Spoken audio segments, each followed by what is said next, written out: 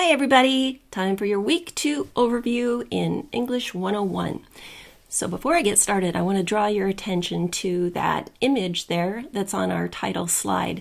So you may not recognize that gentleman, but that is Aristotle, who was a very famous Greek rhetorician, and he's really like, the great-grandfather of all these ideas that we're going to talk about this week. I'll tell you a little bit more about that in just a minute.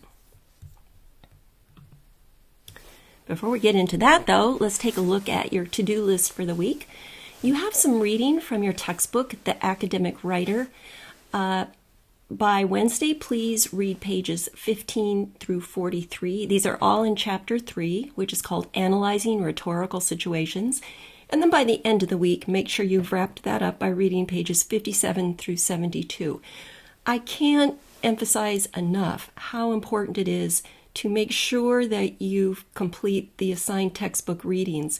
Because we're not in a classroom, I'm not standing up in front of you, leading a discussion or even, giving you a lecture.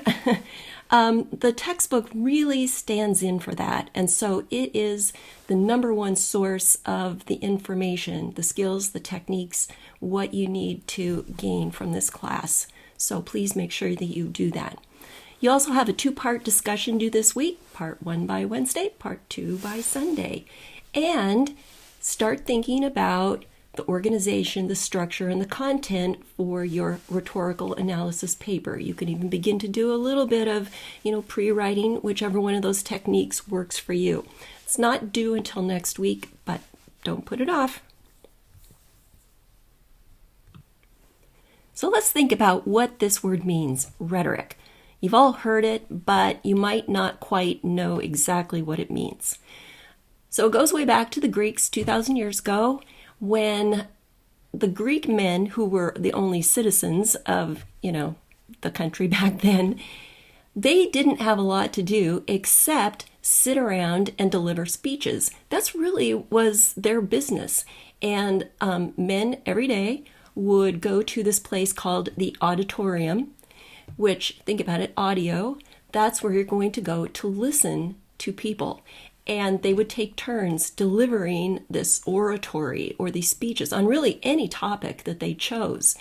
And so out of hundreds of years of that practice came some very well-defined, refined skills and techniques for delivering a message effectively to an audience. And then it took Aristotle to actually write them down in his book, Poetics. And what is so cool, this is mind-blowing, those things that Aristotle wrote down, all those thousands of years ago, are as true and real and useful and contemporary today as they were back then. So these things that we're talking about, author, setting, audience, purpose, those are what the Greeks were dealing with all the time. So let's just dig into this a little bit more. Rhetoric itself is not that difficult to understand. It is simply the art or the techniques or the skills of communicating effectively to a specific audience. So here in the definition, the study of principles and rules of composition formulated by critics of ancient times. That's kind of a weird way to say it, but really, like I said, goes way back. The study of writing or speaking as a means of communication or persuasion. All right, let's look at something else. Aristotle is the one who came up with the rhetorical triangle, which is written about in your textbook chapter. This is a super simplified version of it, but it really captures the key ideas.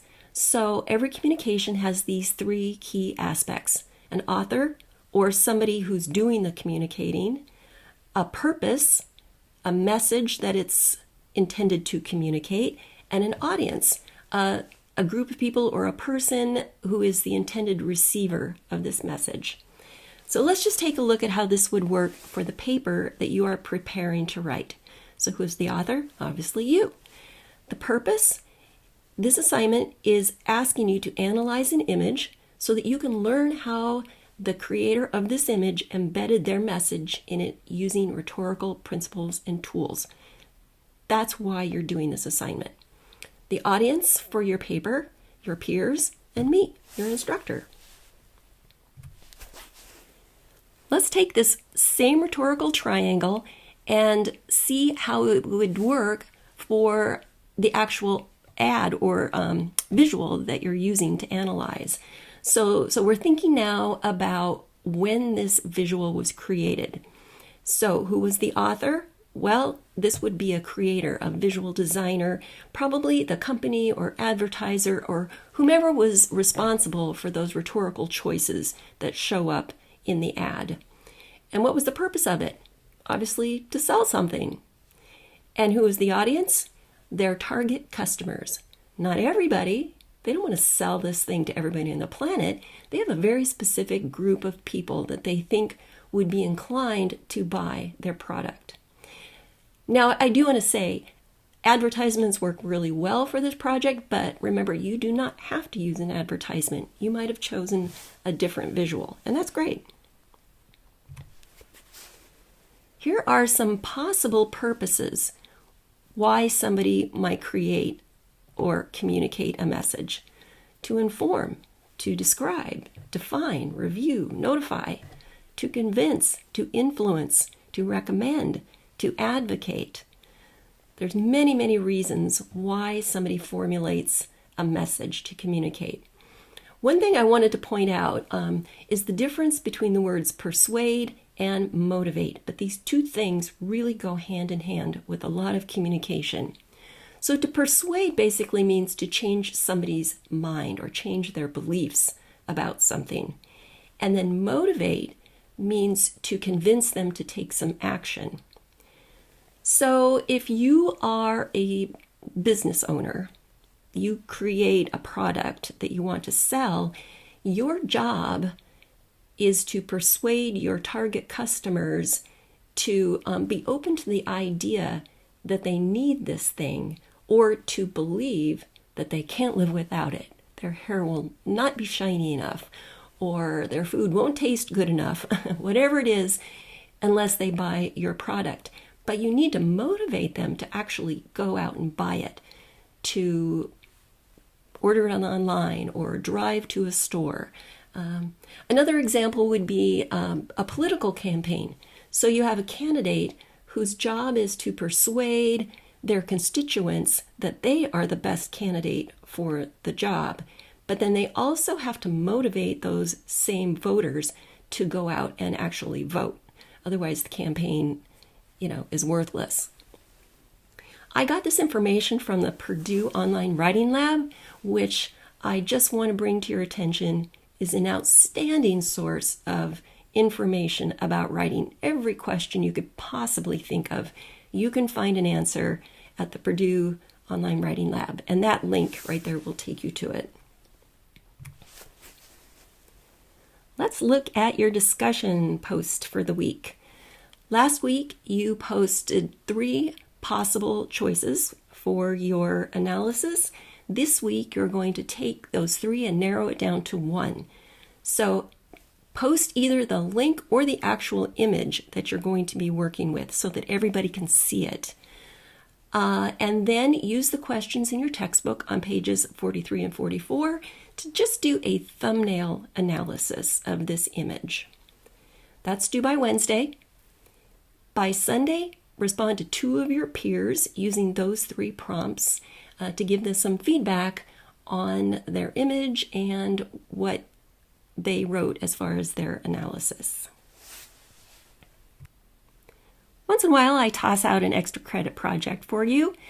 I ran across this video, which I think does a really good job of going in depth about what is rhetoric, but even more than that, how rhetoric impacts your life on a day-to-day basis, much more than you're probably aware of right now. So if you choose to, if you like 5 extra credit points, watch this video and then respond to the Week 2 Extra discussion thread in this week's module and specify 2 ways that you use rhetoric in your everyday communication that came from this video.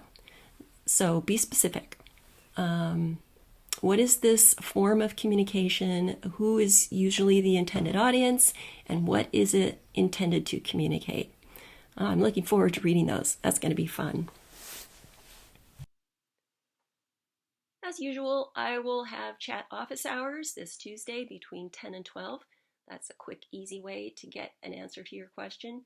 You can also post your questions regarding course content or Canvas to the Ask the Instructor discussion forum. I have to say, if you want to contact me via email, really the quickest, most effective way is to post it through Canvas, through the inbox, because I'm on Canvas multiple times a day, and so I can see those messages really quickly and get back to you. But of course, you can also reach me at my WSU email. All right, that's it. Have a great week, and I'll talk to you later.